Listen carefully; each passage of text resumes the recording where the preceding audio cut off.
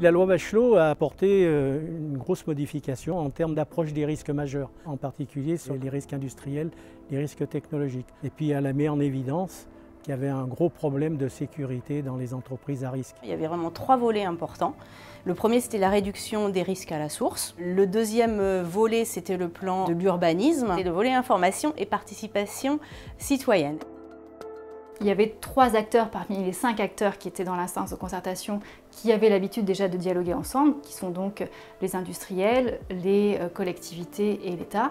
Et là, donc, avec cette volonté de créer une culture du risque au sein de la population, ont été intégrés 2 nouveaux acteurs que sont les salariés et la population au sens large, donc les riverains.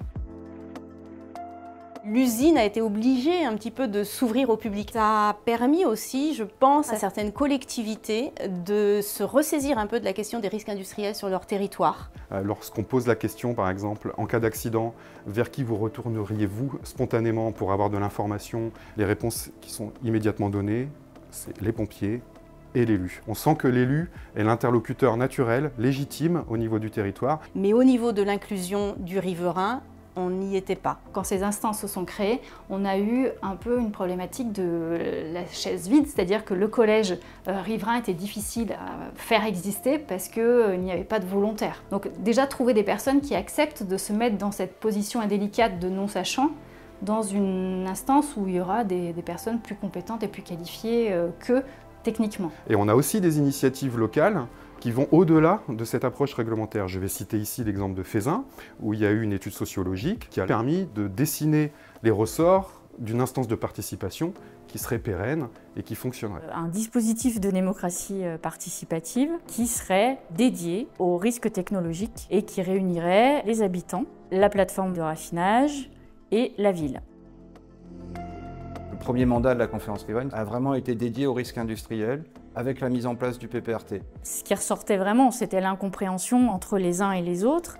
Et il a fallu beaucoup de pédagogie de la part des représentants de Total de l'époque pour faire comprendre déjà l'activité de la plateforme de raffinage. Je me souviens de relations qui étaient tendues, qui étaient parfois dans l'incompréhension, tout simplement parce qu'on n'avait pas les bons mots. Je pense qu'il y a eu un regard qui a quand même changé, parce que les industriels, ils ont largement réfléchi en se disant on ne peut pas continuer, il faut qu'on joue la transparence. Cette transparence qu'on a change complètement la nature des débats. Ça, c'est très clair. Il y a une sorte de crédit mutuel et de confiance qui n'existait pas nécessairement dans les premières heures. Il faut que le citoyen soit le propre acteur de sa sécurité. Alors c'est facile de dire ça.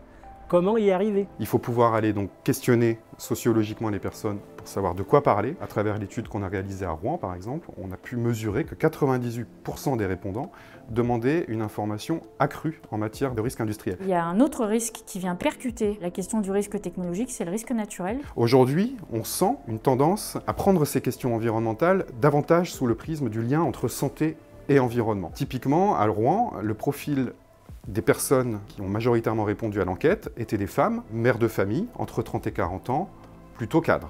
Et ce qui les intéressait, c'était la problématique de la santé de leurs enfants. À l'image du risque qui est pluriel, qui est multidimensionnel, il faut aborder ces questions-là de façon systémique. Donc il faut essayer de rééquilibrer une approche technique et réglementaire avec l'apport des sciences humaines et sociales. Et se dire qu'on ne peut plus faire sans les gens, sans co-construire, essayer de co-construire avec eux. Et c'est plus une question de posture finalement de l'ensemble des parties prenantes. Moi je dirais qu'il faut de l'écoute mutuelle, de la transparence, de la pédagogie, de la sincérité et une forme de responsabilité, réciproque quelque part, pour pouvoir bâtir un avenir durable et souhaitable au niveau des territoires et faire en sorte que tout le monde s'y retrouve.